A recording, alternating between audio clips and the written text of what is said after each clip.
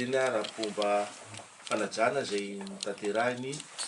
ambasadorny firenena Mauritiana tato amin'ny ministerana tany sy ny fitsaram-pehifana. Izy moa zany mazava amitsika araka ny teneniny teo fa manga ny lanitra ny firesahana azy angamba amin'le hoe le fiaraha-miasa nisy teo amin'ny firenena rotota.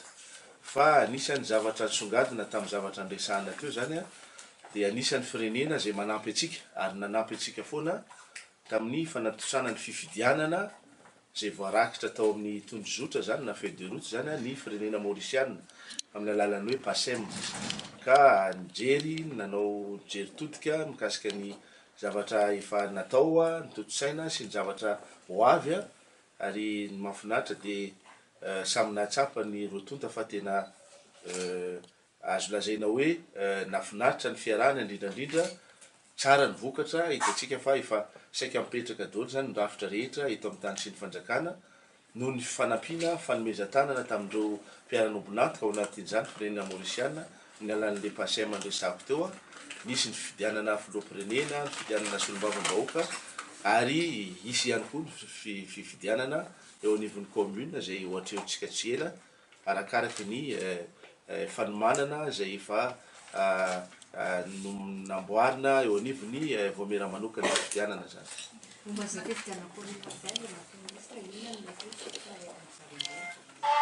Ny fifidianana communal moa zany mazava ny teny tao amin'ny voamera manokana ny fifidianana ny favonona daholo ny zavatra rehetra fa ny amin'izao fotoana zao dia miandry tsika ny ivoahan'le lalàna mahakasika izay fifidianana eo anivon'ny commune zay. Miandro satria ny volavolan-dalàna dia miainga amin'ny gouvernemanta fa ny fandaliana azy zany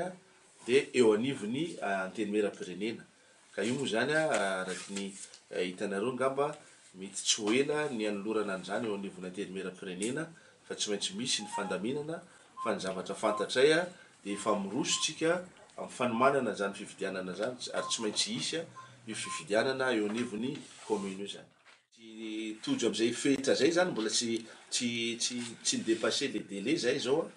ataoko fa tsy nampikatso zany ary zay zany mba tiako averina foana hoe matetika atsika saika manao ohatrany hoe fitsarana mitongilana zany satria ny gouvernemanta zany fahafantarako azy tsy manana eritreritra mihitsy ny ampikatso ny zavatra any amin'ny antenimieram-pirenena ny fanirianay aza ny sy ny firaha-miasa satria zay zany tena tenen'ny filoham-pirenena foana hoe mivadika ny pejy mivadika amin'ny pejy io zany tsy hoe zay zavatra nisy teo aloha dia mbola hotohizana ihany na dia tsy nahitambokany azy ka ny fanirianay ny sy ny fiaraha-miasa matotra eo amin'ny fahefana mpanao lalàna sy ny fahefana mpanatanteraka ary anatin'ny fandiniana ireo volavolan-dalàna ireo zay amin'izao fotoana zao satria zava-dehibe loatra ho an'ny firenena zany fametrahana fototra ho an'izany fizara-pahefana zay ka rariny dia rariny raha maka fotoana ny gouvernemanta andinihana tsara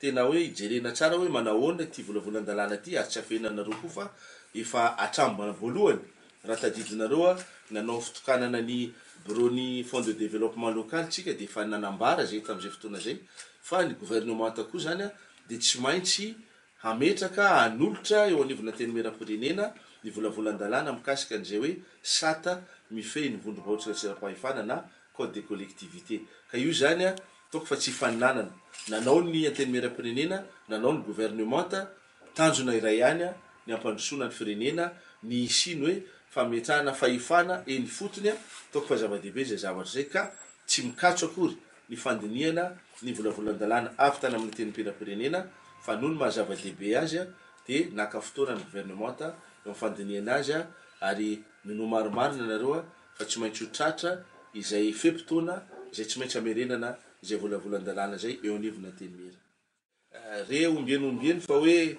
misy miteny fa hoe eo anivon'ny ministera anaty tany sy fizara-pahefana no mampikatso ny ataontsika hoe ny fandefasana na ny fametrahana amin'ny laoniny izay resaka fanoherana sy ny fametrahana amin'ny toerana ny atoko-panohitra zay manko matetika tenenina zay koa zany dia za samy teny eto fa tsy zay no izy ary isaorako ianareo nanatona amin'izao fotoana zao satria io lalàna zay natao tamin'ny andro ny teteza mity mikasika ny fanoherana sy ny atoko-panotra zany dia tsy maintsy misy zany ny didim-panjakana izay ahafahana manatanteraka zay voalaza ny lalàna io satria misy pitsopitsony ao anatiny ao. Io didim-panjakana io zany efa vonona efa ny von'ny gouvernement tamin'izao fotoana zao araky ny teneniko anareo teo koa zany mila fotoana ny gouvernement tandiniany izy io ary izay no mahafinaritra zany eo anivon'ny gouvernement samy mandray ny andraikiny na dia samy hafa zany indray ny firaikevitra ao anatin'ny gouvernement dia naka fotoana zany andinihana tsara ny mikasika an'izy io ary sako miteny anareo ngamba mino marimarina fa amin'erinandro ambony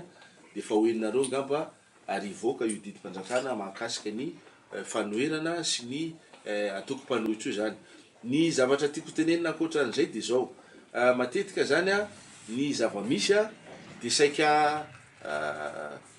tsy maharitra zany ohatrany hoe tsy miandry zay fandaminana eo anivony fitondram-panjakana mahefa matetika ny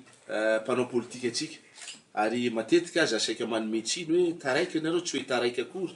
fa ny manao zavatra zany tsy maintsy apetraka ary naveriko foana nisy fotoana niditra tao amin'ny Savaravina dia efa nitena hoe ny lalàna zay ho apetraka atsika manomboka zao mba aoka mba ho lalàna maharitra ho lovainy taranaka fara mandimy fa tsy hoe androany tonga ny gouvernement anankiray dia manao ny lalànany miova koa ny rapitso dia lalàna hafa ihany koa tsy ohatran'izay tsy atao ohatran'izay ary tsy tokony hoterena ohatran'ny voalobodraza zany izy tia fa zay nakany fotoana ka iverinay fa ny didim-panjakana zay ivoaka mikasika an'izay zavatra zay dia samy ahazo zay tandrify azy ary ho afa-po na ny ao amin'ny fitondrana na mazava loatra koa zareo amin'ny atoko-panohitra amin'izay fotoana zay.